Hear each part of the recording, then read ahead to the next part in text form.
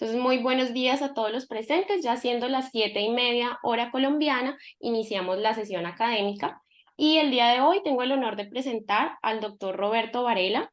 Él es oftalmólogo, quien se ha especializado en catarata, segmento anterior y refractiva, y fundador de la clínica Innova Vision 66 en la ciudad de Querétaro, México. Él es conferencista nacional e internacionalmente. Y pues sin más, doctor Varela, bienvenido a la Clínica de Oftalmología de Cali. Muchísimas gracias. Tengo la oportunidad de conocer Cali y me encantó la ciudad. Ahí algunos amigos, amigas, amigas que tengo ahí en la clínica de Cali y es un placer estar con ustedes. Siempre he ido en muchas ocasiones a Colombia y realmente les he aprendido mucho. A mí me encanta la oftalmología colombiana y realmente la verdad que tienen ustedes un nivel excelente y tenemos grandes amigos ahí.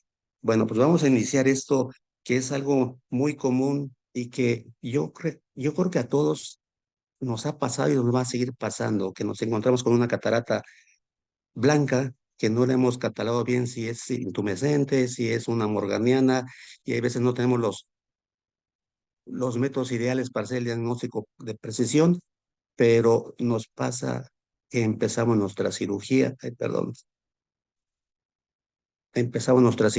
y pensamos que todo va a estar perfecto y nos encontramos con estas situaciones que desde el inicio nos encontramos con una rexis que nos está costando trabajo y vemos que se nos empieza a abrir y el trabajo enorme y sabemos que esta cirugía se puede complicar y sobre todo que este tipo de cataratas intumescentes habitualmente se presentan en pacientes más jóvenes de lo habitual.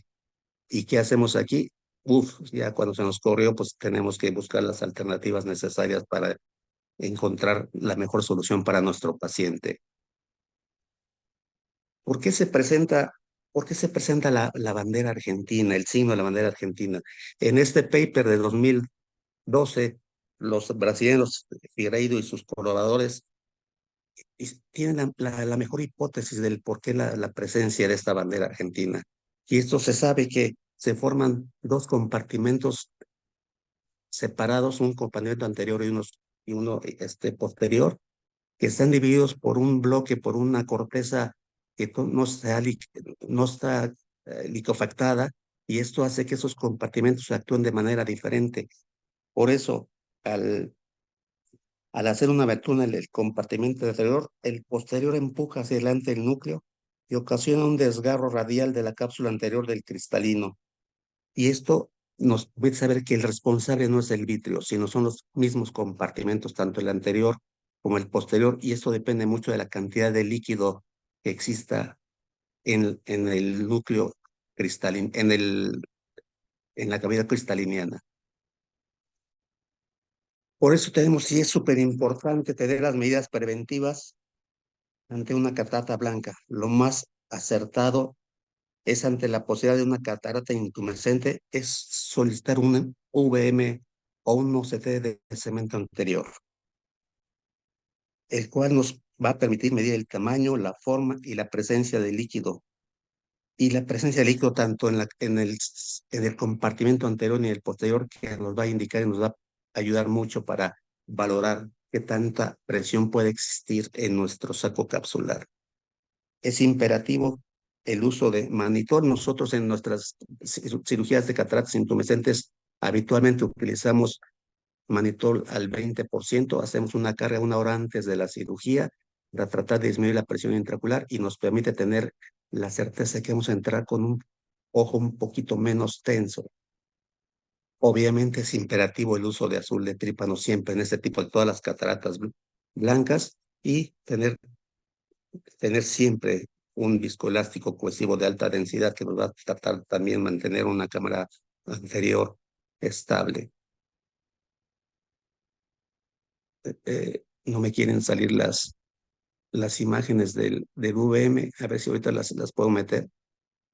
Bueno, aquí nada más en estos papers, hay un paper del Robert Rocher donde nos indica, nos hace una diferenciación de las cataratas blancas en nuclear cortical, intumescente y morganiana, porque cada una de ellas se va a comportar diferente. La nuclear cortical sabemos que es la catarata que tiene una esclerosis nuclear y una opacidad de toda la corteza, que son las cataratas más sencillas y que habitualmente no va a tener ningún tipo de complicación.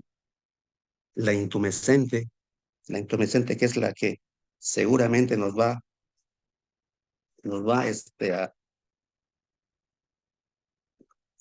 la que nos puede dar las mayores complicaciones y suele presentarse en pacientes más jóvenes. Sabemos que la corteza anterior tiene una apariencia espumosa y si realizamos un VM o un OCT de cemento anterior, habitualmente vamos a encontrar cristalinos grandes de 5 milímetros o más. Y la morganiana, sabemos que la licuefacción crónica de esta corteza lechosa, va a estar envolviendo a un núcleo más pequeño, y como no va a existir compartimentos, es muy difícil que pueda llegar a formarse o a presentarse una bandera argentina. El núcleo habitualmente suele ser más pequeños. Ante esto, ¿qué tenemos hasta hoy? Pues tenemos diferentes métodos para tratar de buscar y evitar la presencia del signo de la bandera argentina. El más simple y más sencillo es la utilización de la blancopunción. La blancopunción que se empezó a desarrollar con una mini Rexis con los brasileños en el 2012. Sin embargo, en los últimos años, los argentinos, Ariel Blanco y su grupo, empezaron a hacer una blancopunción en donde la manera de realizarla es, antes de hacer cualquier procedimiento, se llega a utilizar una aguja de calibre 30, de 27 a 30, y se penetra en la cámara anterior completamente cerrada. Esto nos permite buscar la manera de no hacer un cambio brusco de presión, tratando de empujar el núcleo hacia la parte inferior para que rompamos esos compartimentos y nos permita hacer una rexis en dos pasos. La primera, ya la vieron, ahí en el video se puede observar muy bien. Hacemos una mini rexis y después la completamos. Creo que esta es la, la técnica más sencilla para buscar la manera de encontrar y evitar la presencia de la bandera argentina. Aquí lo pueden ver otra vez, estoy repitiendo el video. Entramos con una aguja antes de cualquier procedimiento. Todavía incluso no hacemos ningún procedimiento. El paciente nada más únicamente tiene la aplicación de gotas de, de, de Ponti, y posteriormente hacemos todo el procedimiento. Hacemos una mini rexis, como lo pueden ver. Esto nos permite tener ya la posibilidad de que ya nuestra cámara está completamente estable y terminamos con una reacción un poquito más grande. Incluso aquí se puede hacer también, y está descrito que se pueden hacer técnicas en caracol, etcétera, para buscar la manera de evitar que tengamos la presencia de estas complicaciones, y la complicación más terrible, que es la presencia de la bandera argentina, que nos va a ocasionar que tengamos muchos problemas, e incluso que se pueda correr hasta más allá del Ecuador, que habitualmente la mayoría de las veces ese tipo de cataratas se quedan en el Ecuador. Es una ventaja enorme.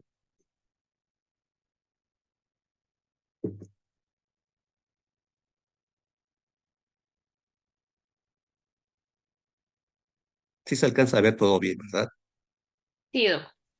Perfecto. El siguiente método es un método que lo hemos utilizado nosotros poco, ¿no? En lo personal no me gusta, lo he hecho pocas veces y lo he hecho nada más como para demostrar que sí se puede hacer una facocapsulotomía, en donde utilizamos la pieza de mano de nuestro equipo de faco. Este está escrito en diferentes papers desde hace más de 10, 15 años, y en donde iniciamos nuestra cirugía como una faco normal. Prácticamente iniciamos los pasos con el uso de azul de trípano, hacemos nuestras incisiones. Habitualmente todas nuestras cirugías las hacemos con anestesia intracameral, no utilizamos nunca, es rarísimo que utilicemos bloqueos perivulvar o un bloqueo retrovulvar. Prácticamente nos permite tener mayor seguridad, y esas facos pues las iniciamos prácticamente como una faco normal. Y aquí lo importante es el entrar con nuestra pieza de mano, con el bisel hacia abajo, hacemos una pequeña punción en el centro del cristalino e incluso vemos cómo hay un movimiento cuando aspiramos con un flujo moderado, un vacío moderado también, y esto nos permite tener una pequeña mini rexis, obviamente está irregular, pero nos permite después continuar con una rexis manual para tratar de evitar el signo de la bandera argentina y continuar con nuestro procedimiento normal de una FACO sin complicaciones. ¿Tienen alguna duda hasta aquí o le puedo seguir? ¿Tienen alguna pregunta?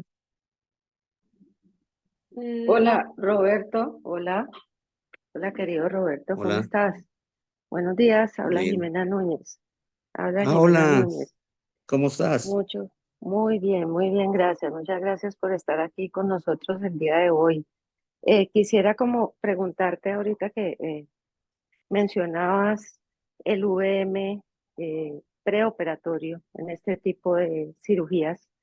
La primera pregunta es si lo usas siempre o consideras que podemos usar alternativamente el lent thickness y qué valor de lent thickness tú usas para considerar una catarata hipertensa. No sé, 4, 5, 5. ¿O crees que a todos pacientes de este tipo hay que hacerles un VM? Fíjate que afortunadamente tengo el equipo tengo VM en la clínica y también OCT de cemento anterior que nos ha resultado muy valiosos. Y habitualmente en cataratas blancas lo hacemos porque sí queremos tener la certeza de que estamos entrando y la seguridad de que estamos entrando ante una catarata que nos puede generar complicaciones. El 455 yo creo que sí es un valor muy importante. El estar midiendo esto nos permite de verdad tener esto como un preámbulo para decidir qué vamos a hacer.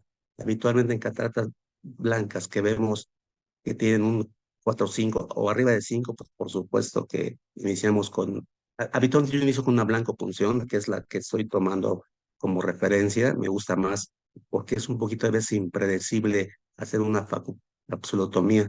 Sin embargo, la clínica con la que contamos, pues eh, gracias a ustedes y una visita que hice con ustedes, me decidimos comprar un Fento y también hago capsulotomías con Fento, ahorita se los voy a mostrar.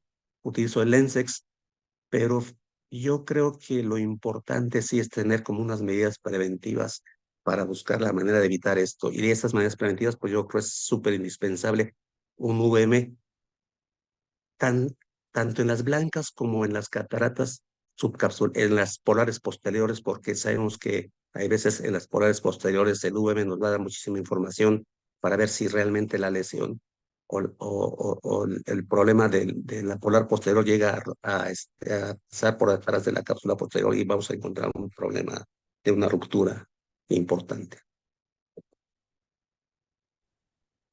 Perfecto, muchas gracias, Roberto.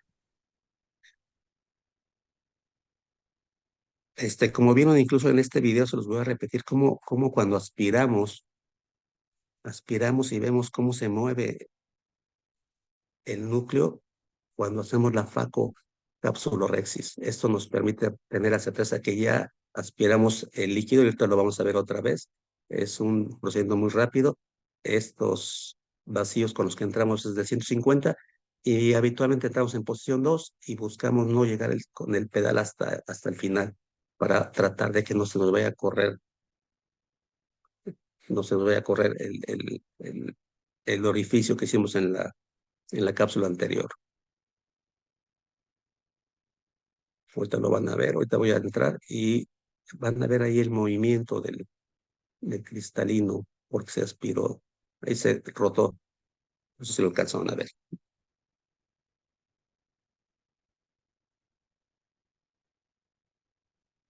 Y terminamos ya la rexis manualmente.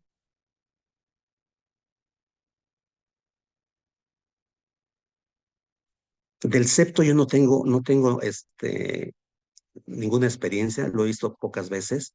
El septo, ahora que estuvimos en Costa Rica, estuve predicando con Gabriel Quesada, que es una de los latinoamericanos que lo utilizan más. En Costa Rica tienen la fortuna de tener la posibilidad de que puedan ingresar muchísimos equipos sin tantos trámites como en México. Y Gabriel me hizo favor de presentarme un video que ahorita lo vamos a ver. Me parece un dispositivo muy bueno porque nos permite tener la certeza que vamos a hacer una Rexis de un tamaño ya preestablecido con este aparato que tiene una consola y con una pieza de mano con una punta de silicón que va a permitir hacer su, su Rexis del tamaño ya preestablecido, que son de 5 milímetros. Es un aparato que realmente la compañía no ha tenido la posibilidad de extenderse bastante. Tiene la ventaja de entrar con su pieza de mano a través de incisiones de 2.2 a 2.4. Y creo que en este tipo de cataratas son y pueden ser realmente útiles porque trabaja a través de un sistema de nanopulsos y que genera una onda térmica y permite tener la Rexis en una forma y un tamaño adecuado. Es un tratamiento muy, muy, muy sencillo. Las puntas obviamente son desechables, quizás son de las cosas, sale más barato que un Fento, pero finalmente nos permite tener la certeza de que vamos a hacer una Rexis en una forma adecuada y buscar la manera de evitar la bandera argentina. Esto me encanta, el uso del láser de Jack, esto sí lo hacemos seguido también en nuestra clínica. Tenemos el láser ya dentro de la clínica y nos permite hacer un solo disparo. Les voy a pasar unos videos impresionantes del doctor Patricio Navarro, que me permitió compartirlos. Vale la pena, yo creo que es uno de los métodos más sencillos que podemos hacer para iniciar y evitar y tener la descompresión de esas presiones que están en nuestros compartimentos. Estos videos, por cortesía del doctor Patricio Navarro, son espectaculares y lo maravilloso están tomados con un celular. Pero aquí lo importante es saber que lo podemos hacer, probablemente media hora, Sí. perdón, lo podemos hacer un solo disparo a- con una energía de 1.5 o 1.8 a 2.5 milijoules, nos permite hacer un solo disparo y hacer un pequeño orificio que nos va a permitir descomprimir en una cámara cerrada esa cápsula anterior de cristalino y realmente es maravilloso. La desventaja pues es que hay que tener el equipo ahí, pero yo creo que es una muy buena técnica. Vean cómo se empieza a salir todo el líquido lechoso que estaba en el compartimento anterior. Esto va a permitir buscar la manera de que se regularicen estos dos compartimentos y se rompan. El mismo disparo permite que el núcleo se vaya hacia atrás y sale el líquido que estaba en la parte posterior. Otro disparo de otra imagen del doctor Patricio Navarro, que es espectacular. Me encantó, lo empezamos a ver, él lo presentó en Faco Elche en el 2019. Ya se estaba haciendo, aquí lo espectacular es cómo lo tomó con un celular y las imágenes que realmente nos muestra son espectaculares y creo que si tenemos la oportunidad de hacerlo es un buen método para buscar la manera de evitar la bandera argentina.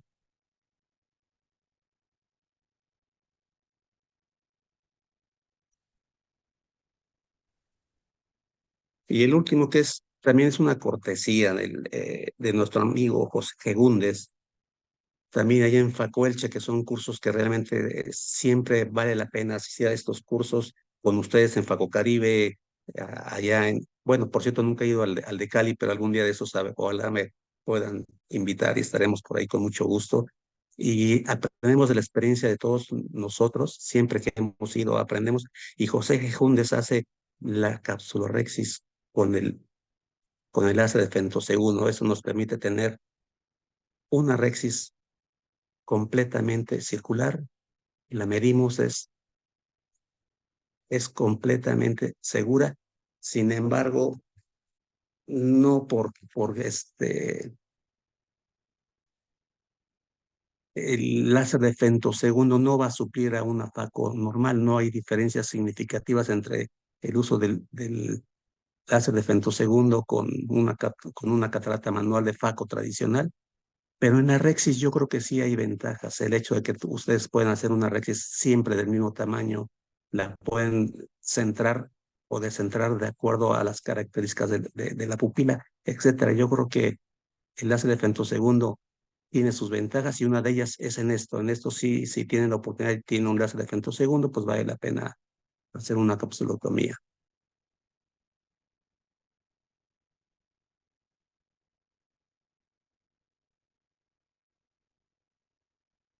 Y bueno, ya para terminar como conclusiones y regresando a lo del VM, pues es súper importante siempre hacer un VM y eso nos va a permitir tener la certeza de que estamos ante la posibilidad de que podamos tener o presentarse una complicación del símbolo de la bandera argentina. Siempre es bueno utilizar el uso de manitol, nosotros siempre lo hacemos. Tenemos que usar siempre la técnica que estemos acostumbrados, que dominemos, eso nos va a permitir tener la mayor seguridad de que no vamos a tener mayores complicaciones. Y es indispensable siempre tener un lío de repuesto, porque sabemos que cualquier complicación nos puede condicionar que no podamos implantar el lío que teníamos programado, pero tenemos que tener ahí alternativas y siempre tener un lente intraocular de repuesto. Y por supuesto, siempre es necesario tener la posibilidad de saber que estas cataratas también tenemos la posibilidad de convertir. Listo, muchas gracias. Si tiene alguna pregunta. Hola Roberto, ¿cómo estás? No, pues Hola. muchas gracias por compartir con nosotros esta conferencia. Yo, además del tema del VM y del tema de la red, de la en el lente hipertenso, no, también te quería preguntar acerca de cuando vas a hacer la técnica, ¿lo usas con el bisel abajo o bisel arriba? Ok. ¿Cómo pones el bisel, la aguja? ¿Prefieres 27 o 30? ¿Y cómo usas el bisel? Sí, ¿Abajo o arriba? yo lo uso hacia arriba, que me permite ver el bisel y me permite ver entrar perfectamente y además me permite aspirar. Y siempre con el bisel hacia arriba porque me permite empujar más fácilmente el núcleo hacia abajo. Y si lo pongo al revés, tengo la posibilidad del bisel encajar en el núcleo y hay veces llega a costarme trabajo el aspirar los restos, el líquido que está presente en el saco capsular. Ya. Y ahí viene la segunda pregunta, la teoría brasilera. Ellos hablan de la segunda bolsa, o sea, de la bolsa posterior. Entonces, no sé si lo mencionaste o no lo escuché, de empujar un poquito hacia abajo. No todas tienen esa segunda cámara posterior, pero al empujar un poquito, pues como que acaba uno de drenar toda esa presurización que hay en la parte posterior. ¿Tú haces esa maniobra de apretar un poquito hacia abajo? Sí, y eso está escrito y ellos lo han compartido desde, Ujú, los brasileños siempre lo compartieron, el buscar la manera de desplazar el ujú, núcleo un poquito hacia abajo y eso nos permite romper esa barrerita que existe entre los dos ujú. compartimentos. Yo creo que esa es una de las perlas que podemos decirles, el empujar un poquito el núcleo hacia abajo para buscar que ese compartimento posterior, ese líquido emigre hacia la parte anterior y eso nos permite prácticamente buscar y encontrar la manera de que no se vaya a presentar el desgarro, que finalmente el desgarro se presenta por eso, porque sale el líquido del compartimento posterior a presión y ocasiona que haya un desgarro radial en la cápsula anterior.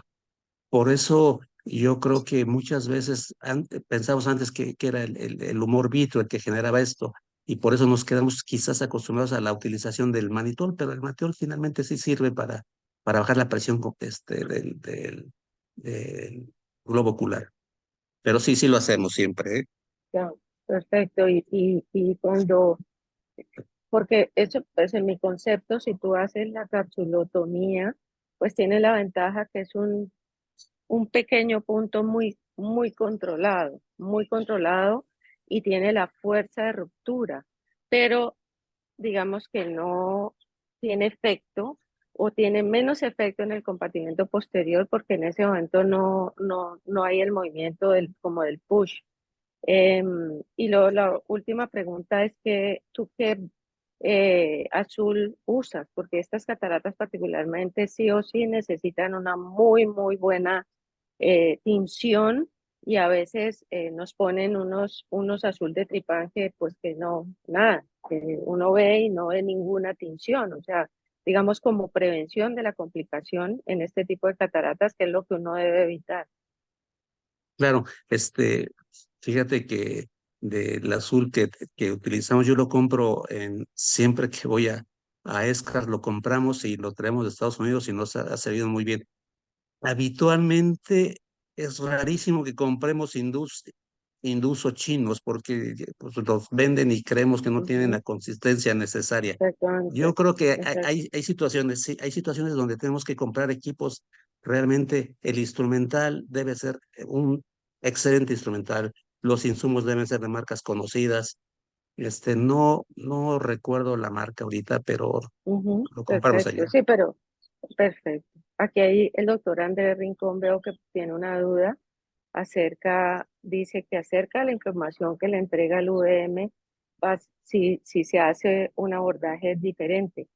Es decir, si clínicamente ve que sea intumescente con los estudios, ¿podría tomar alguna decisión diferente durante la cirugía? Pregunta el doctor Rincón.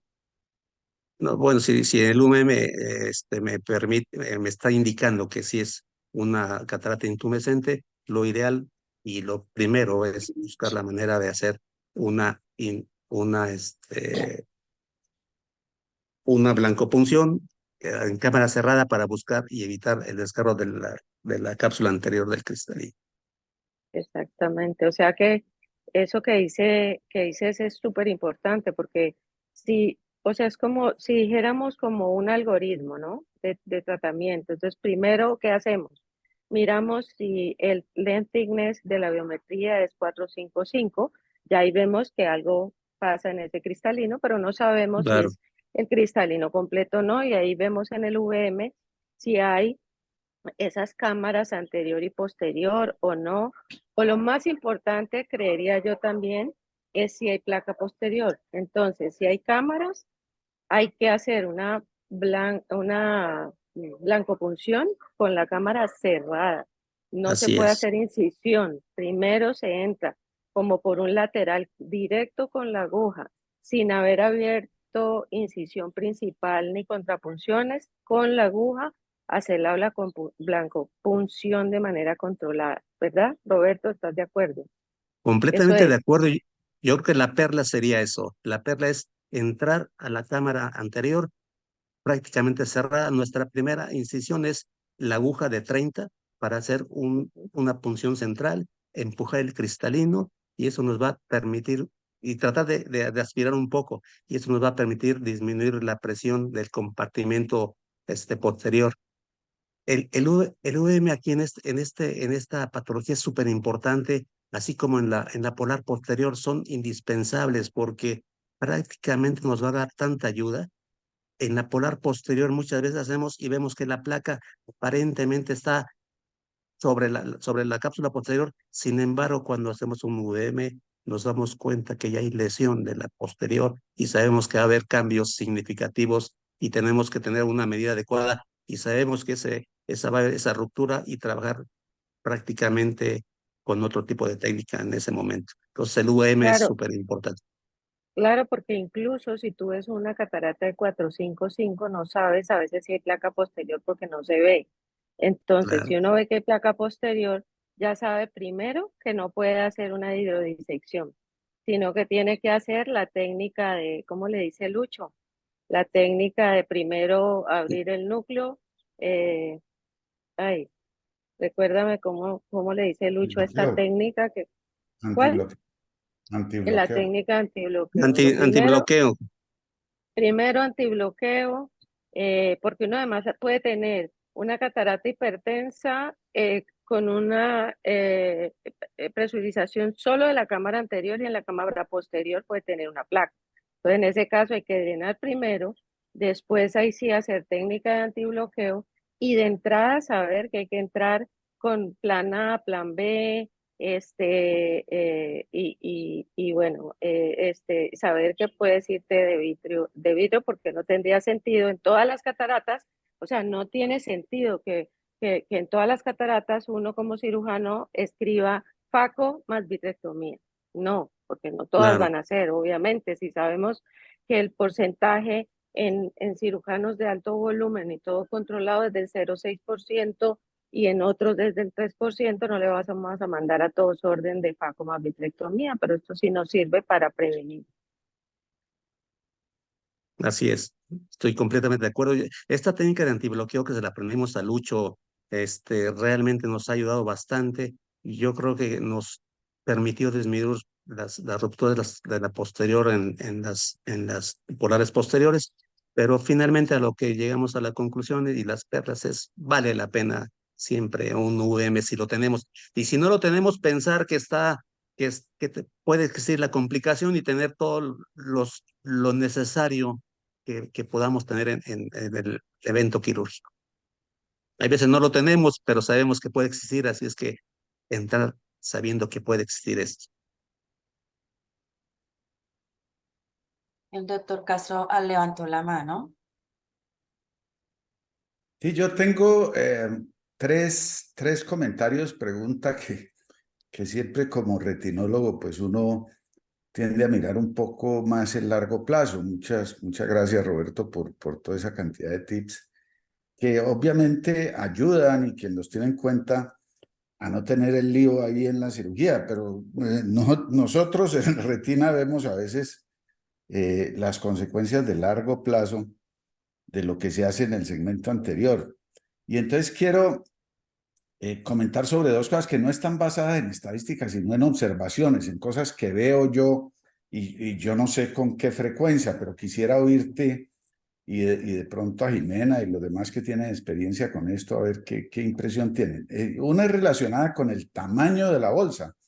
Obviamente, lo que está pasando en estos casos es que la bolsa es muy grande, ¿cierto? Está inflada.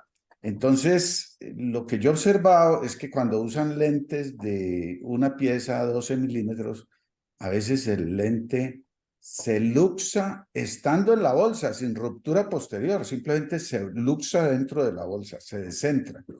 En cirugía se ve muy bonito, pero después se descentra. Entonces, si tienen alguna consideración en ese sentido sobre el tipo de lente, si es preferible usar un lente asas amplias de prolene, diámetro amplio, para prevenir eso. Y lo otro es sobre la calidad de la zónula. La impresión que yo tengo es que hay algunos casos de estos de cataratas hipermaduras, intumescentes, en donde la zónula es muy débil también. Entonces, pues, están todas esas maniobras también descritas por ahí de poner, amarrar la zónula, ponerle pues los segmentos de Sion y todo eso, en algunos casos en donde hay diálisis, pero en estos casos cuando se hace todo muy bien y muy delicado, pues no pasa nada, meten el lente y después el lente se luxa con zónula y todo. Y digamos que es una cirugía de vítreo que estamos haciendo cada vez con más frecuencia. Cuando se cae el lente con bolsa y todo, se cae a la cavidad vítrea. Y finalmente quisiera que nos hiciera un comentario sobre esas intumescentes que tienen un núcleo duro, ocre, oscuro. O sea, uno saca el líquido y queda una pepa negra muy dura. ¿Cuál es tu método preferido para enfrentar esas pepas en una bolsa pues que está muy laxa y donde el riesgo pues de darle a la bolsa es amplio? Si es, ¿cuál es la estrategia de FACO preferida en esos casos? Muchas gracias. Sí, cuando el núcleo realmente está duro y así ocre, finalmente yo creo que aquí sí vale la pena hacer una buena sujeción del núcleo y hacer una técnica de faco horizontal, un faco chop. Eso nos permite esa sujeción y poder partir estos núcleos tan duros o núcleos durísimos. Yo soy asiduo de la utilización del Ultra Chopper de SCAF. Los tengo utilizando más de 10 años.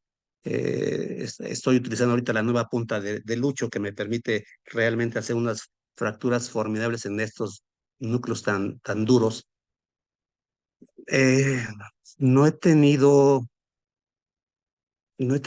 realmente pacientes que encuentre yo problemas al implantar un lente en unas bolsas de pacientes con cataratas intumescentes. Y yo creo que estas bolsas habitualmente están elongadas, pero habitualmente la mayoría de las veces tienen una memoria y regresan a su tamaño más o menos original y permite la implantación de este tipo de lentes. Yo creo que cuando llega a pasar eso ya no los veo y los mandamos con el retinólogo para que nos ayude a resolver el problema, porque son los que finalmente nos sacan de estos apuros para sacar todo ese complejo de lente con bolsa. Y finalmente, pues lo que tenemos que hacer nosotros es, ya con su ayuda, pues buscar la manera de implantar un lente fijado al sulcus o esclera. Pero yo creo que por eso yo ponía como parte de esto es de convertir si es necesario. Y si es necesario y tenemos fragmentos, no hay que sacarlos, hay que hablar a la gente que sabe, y la gente que sabe pues son ustedes. Convertimos, se nos fue un pedazo, hay que hablar al retinólogo. Y si no tenemos la manera de tener un lente que nos lo podamos soportar, pues tenemos que buscar la manera de encontrar la solución, y la solución va a ser fijado a esclera o fijado al sur. Yo creo que no tenemos que hacer maniobras extraordinarias, tenemos que tener nuestros limitantes, y lo importante es buscar la manera de no hacer daño.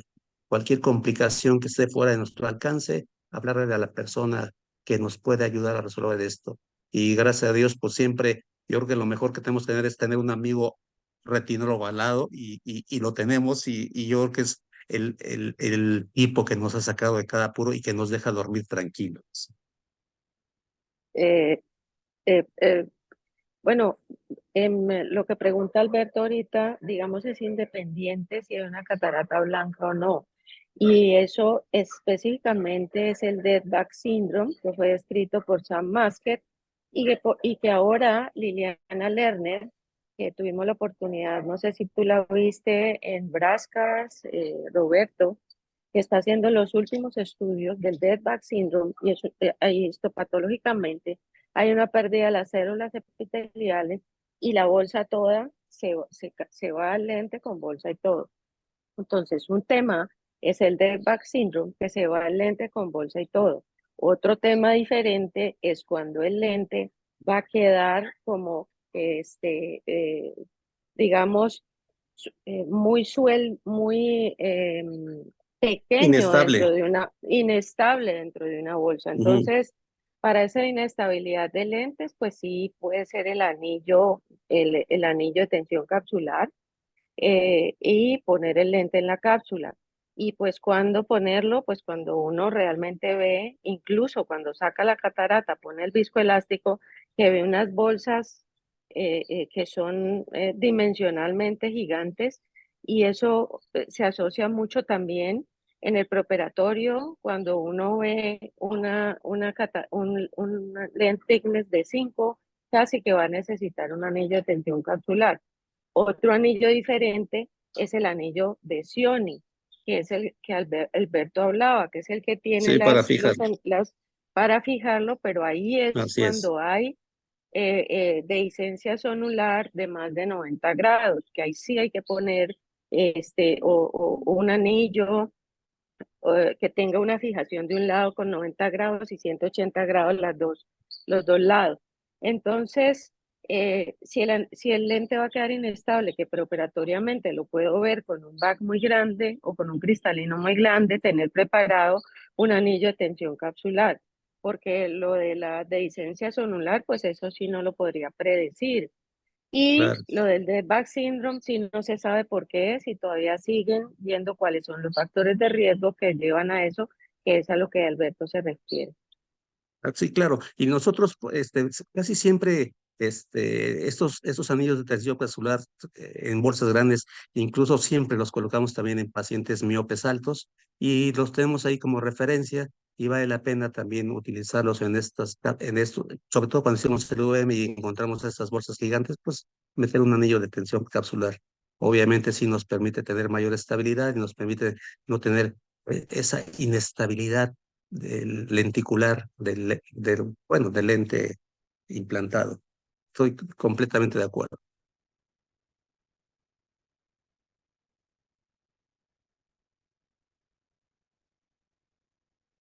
Doctor, en el chat hay una pregunta de parte de la doctora Ángela Fajardo. Dice, doctor, buenos días. Quería saber, para residentes u oftalmólogos en entrenamiento, ¿cuál es la técnica más segura para hacer la resis en este tipo de cataratas? Y además, ¿qué recomendaciones para determinar cuándo debo convertir la cirugía? Yo creo que la técnica más sencilla es con la aguja de 30, la composición, que es un procedimiento sencillo, que es repetible, que lo puede hacer cualquier cirujano de entrenamiento. Aquí lo importante, ya lo mencionó la doctora Jimena, es lo primero que tenemos que hacer es entrar con nuestra aguja de 30 en un compartimiento cerrado. O sea, no hay ninguna incisión, no hay ninguna paracentesis previa. Cerrado y eso nos permite hacer esta punción en el centro del cristalino, empujar el cristalino, el núcleo hacia abajo para tratar de romper ese compartimento posterior y va a permitir tener una homologación de presiones y después ya seguir con nuestra faco tradicional, hacer la incisión principal y ahí podemos decir hacer una rexis en caracol o hacer una rexis pequeña y después con una vanas hacer un corte y hacer una rexis un poquito más amplia. Yo creo que aquí es lo más sencillo y es a lo que habitualmente tenemos o que estamos acostumbrados a hacer y que tenemos a la mano, a la disposición de una aguja, no hay ningún problema.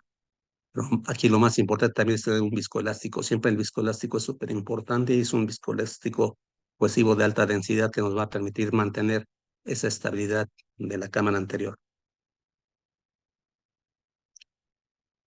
Gracias, doctor. Y la segunda pregunta, ¿cuándo convertir? Si yo veo que ya mi núcleo y veo que empieza a profundizarse mucho mi cámara anterior y veo que los restos no los puedo mover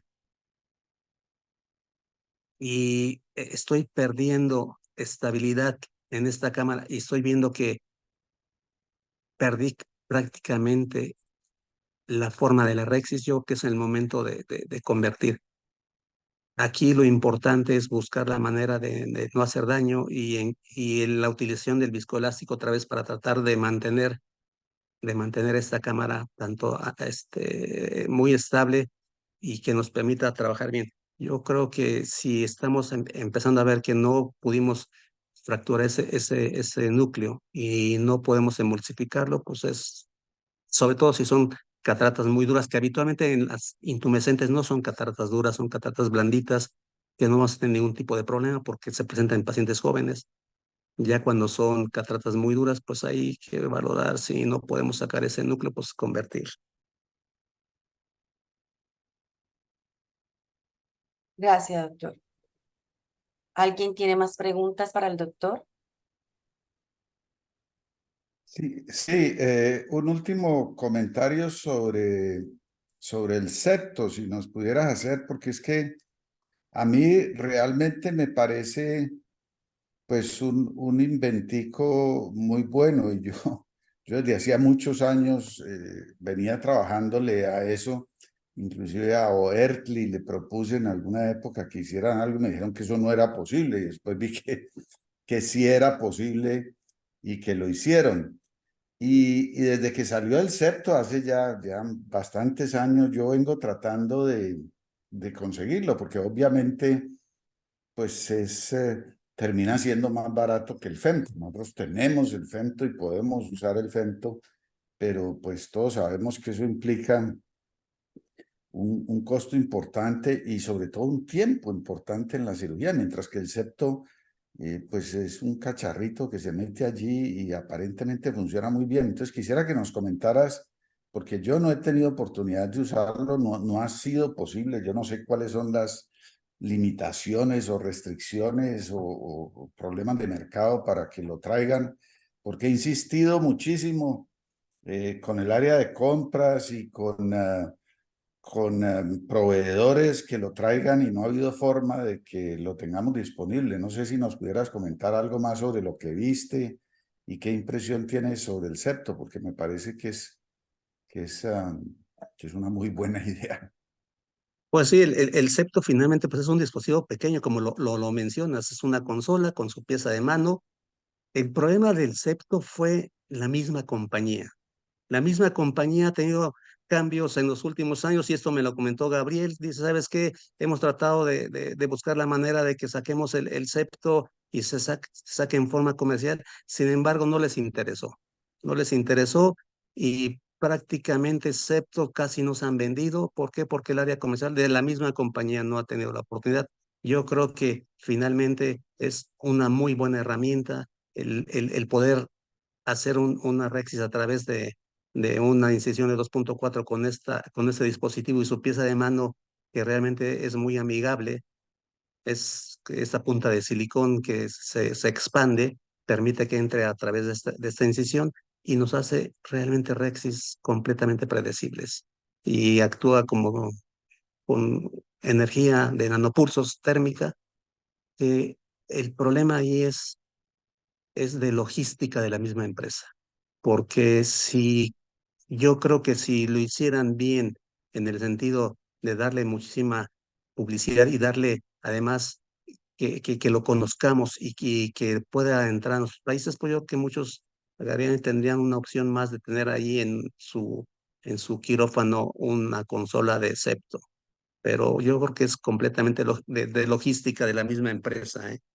Porque es una muy buena idea. Y si la tuviste, pues es lo que hemos visto. Muchos colombianos han tenido muchísimas buenas ideas y ahí están trabajando y admiramos a muchos de ustedes porque realmente trabajan bastante bien y tienen buenas ideas y plasmarlas y cacarearlas para que todo el mundo nos enteremos y lo más importante, el que tengamos la oportunidad o que tengan ustedes la oportunidad de plasmarlas y exponerlas y comentarlas y publicarlas.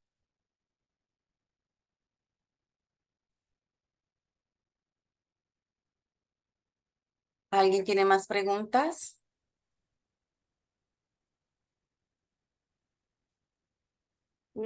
Creo que no hay más comentarios. No, doctora, en el chat tampoco. Perfecto. Así es.